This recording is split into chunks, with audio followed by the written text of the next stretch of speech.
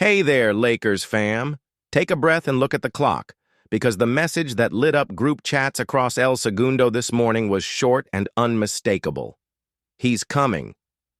Zach LaVine is on his way to the Lakers, and from the first possession you'll feel the half-court loosen, the late clock calm down, and the spacing stretch to a place where choices become easy again. Hit subscribe and tap the bell right now, because we're walking you through the whole story. The quiet calls that set this up, the role the staff sketched on the whiteboard, the exact sets you'll recognize on TV, how the closing five changes, what the cap lane looks like in grown-up terms, the risks and the ramp, and the tight calendar from pen to first step back. Here's the headline in plain English. No hedge. The Lakers just added a second primary who bends defenses with pace and three-level scoring without hijacking the system. LaVine makes LeBron's reads faster, gives Anthony Davis cleaner catches, and turns dead possessions into points on schedule. Empty corner pick-and-rolls tilt, weak side rotations arrive a beat late, and those little two-point cushions you prayed for last year start showing up quarter after quarter.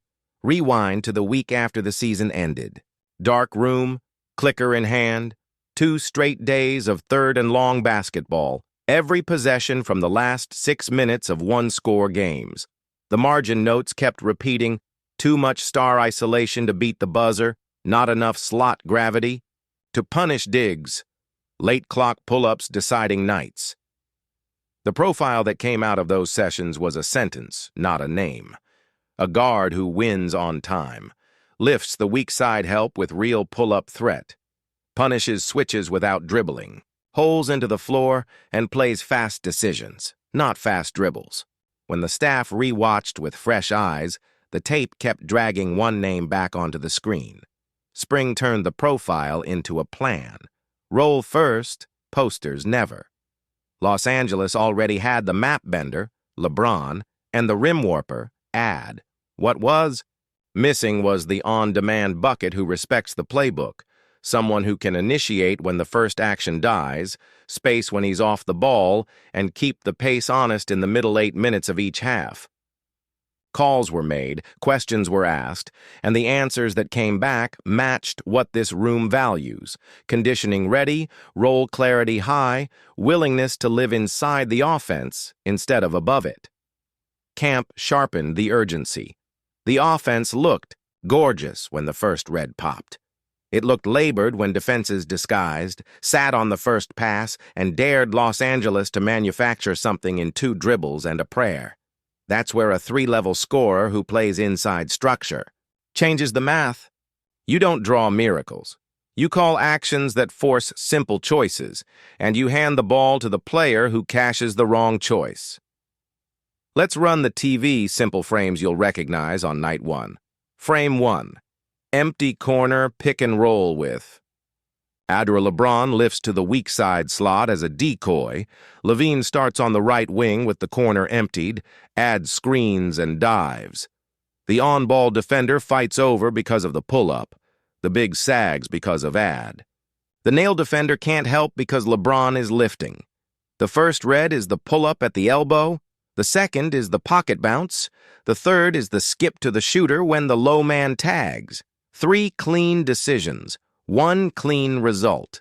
You'll see it 5 times before halftime. Frame 2. Horns twist into Spain. LeBron at the left elbow, Ad at the right. LaVine enters, hits LeBron, then sets a quick ghost on Ad's man before back-screening the backline. If the backline stays home, LaVine slips to the slot for the catch-and-shoot 3. If they tag him, Ad's lob window opens. If they switch it, LeBron plays the middle with a small on his hip. No drama, just geometry and a professional scorer who knows which window is his. Frame 3. Late clock, scoreboard tight. Defenses switch, the playbook shrinks, and this is where last year became coin flip time. LaVine catches at the slot. Snakes a ghost screen to force a small on big, steps into a rhythm pull-up from 17 when the big retreats or blows past the small when the big shows. The difference isn't a highlight. It's a shot you can call and expect. Off the ball, the fit is as important as the fireworks. Levine's gravity in the slot lifts help 2 steps wider on LeBron post-ups. When Ad short rolls, the weak side. Stunt has to travel farther to bother the pocket pass because the shooter waiting there isn't a placeholder. On swing-swing possessions, his footwork keeps the release on time. Same body language until the break, which is why closeouts arrive late and fouls arrive early. That rhythm is a tax you charge defenses every night. Rotation is where fans get anxious, so put it in sentences. Starting is marketing, closing is money. The closing 5 now has versions. Against guard-heavy teams, you can live with a guard. Austin Reeves, Levine, LeBron, Ad, switch most actions, keep the shell intact, and make teams beat contests. Against bigger wings, size up. Reeves, Levine, a big wing, LeBron, Ad. The point is choice. Last spring, the staff sometimes had one closing look and hoped. This spring, it has 2 or 3 and decides. Second units finally get a north-south identity. Stagger Levine with Ad and a true rim runner and you get drag screen, pocket hit, lob, or kick. Honest basketball that doesn't depend on a heat check quarter. Stagger him with LeBron and you never go a minute without a downhill pressure point. Those stretches used to leak points. Now they have a lane. Defense isn't a billboard here. It's a job description. Levine will guard within the shell, take the lesser creator more often than not, and be part of the early help on drives to keep Ad where he's terrifying. The gain is indirect but real. With a second primary on offense, LeBron doesn't have to take the heaviest defensive ask for 35 minutes. He picks moments. Ad doesn't have to clean up every broken possession. More of them don't break. Fewer. Scrambles means fewer late whistles, fewer corner threes conceded on X-outs, and more honest rebounds you can outlet and run. Money matters, so keep it adult. The lane this lives in pays for availability and impact. Playtime triggers, production, escalators, postseason bumps, without turning the next 2 summers into a cliff. You're not buying a poster. You're buying leverage over close games. The cap still breathes. The draft plan still exists, and the front office hasn't traded tomorrow to make today look loud. Risk is planning, not panic. Levine's availability has lived under a magnifying glass. The mitigation is the ramp and the shot diet. Week 1 is language, how the Lakers name what he already does, from empty to ghost to veer. Week 2 is the late clock and sideline out menu. The sets that actually decide nights. Week 3 widens opponent-specific wrinkles. More Spain versus drop, more ghost versus switch, more pitch-ahead threes when teams crash the glass. Shot diet stays clean. Paint, line, or in-rhythm pull-up. Trade the long 2s off balance for 2s at balance. Minutes stack in lanes that respect the body, not in hero spikes. Chemistry is the quiet dividend. Quarterbacks in football trust receivers who give them the same picture until it's time to be different. In basketball, the same truth lives in timing. Levine's footwork doesn't telegraph his intentions. That means the person with the ball throws earlier and with more confidence. It also means the weak side defense can't cheat reads.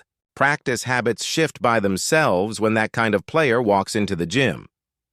Individual period hand fights get honest because lazy closeouts get burned. Shell runs at real speed because the second step matters again. What does this do to matchups? You care about? Against switch. Everything groups, the Lakers can spam empty corner actions until the weak link shows. Against drop, Levine's pull-up forces the big to choose between conceding rhythm 2s or stepping up and creating a lob window for Ad. Against blitz, the outlet hits earlier, and the 4-on-3 happens with a finisher, not a spectator, at the dunker spot. These aren't new plays. They're the same plays with a different gravity field, sets you'll hear called and learn to love. 77 empty, Levine right slot, Ad angle screen, corner emptied, 3 reads, 1 bucket, Horns delay twist, handoff to Levine. Re-screen from Ad, weak side lift into the slot 3. Zipper keep. He comes up the zipper cut, rejects the handoff, and goes downhill into the pocket before the help completes its rotation. None of it is fancy. All of it is hard to guard when the scorer is on time. There's a human piece cameras will catch anyway. The bench knows where its shots live now. Corner threes off, paint touches and runouts created by live ball stops. The bigs talk earlier on defense because there's a second primary to trade possessions with, which keeps legs fresh for the fourth. LeBron gets to be more conductor than emergency generator. Ad gets to play destroyer instead of firefighter. The effect doesn't scream. It accumulates. Timeline you can actually follow. Travel, medicals, pen, photos, install. First game, expect clarity, not volume. Empty corner actions, slot catch and shoots, 2 late clock sets, a couple of ghost screens to force switches. Second game, expect Spain wrinkles and more 2-man rhythm with Reeves. By week 3, the Asai, closing 5 feels like a decision tree, not a wish list. Drop your red below. Would you feature Levine as the first answer on every late clock possession, or would you keep the ball with LeBron and let Levine live in second actions to punish? Help? Do you want him as the ghost screen merchant to force soft switches or parked in the slot to keep the nail honest while ad rolls? Your answers shape the film room we'll run the moment the first possessions hit our screen. We'll diagram the empty, the Spain, the zipper, and why one clean pull-up bends an entire quarter. And as we always do, only here, only at the end, the clarity that keeps this community honest. This episode lives inside our rumors and speculation window. We connect internal signals, coach logic, and a long memory of how these rooms build to show you why a move like this fits and exactly how it would look once finalized. My personal take is simple and firm. A 3-level scorer who respects the offense doesn't just add points. He gives the Lakers a calm button when the game gets loud and turns coin flip fourth quarters into controlled finishes.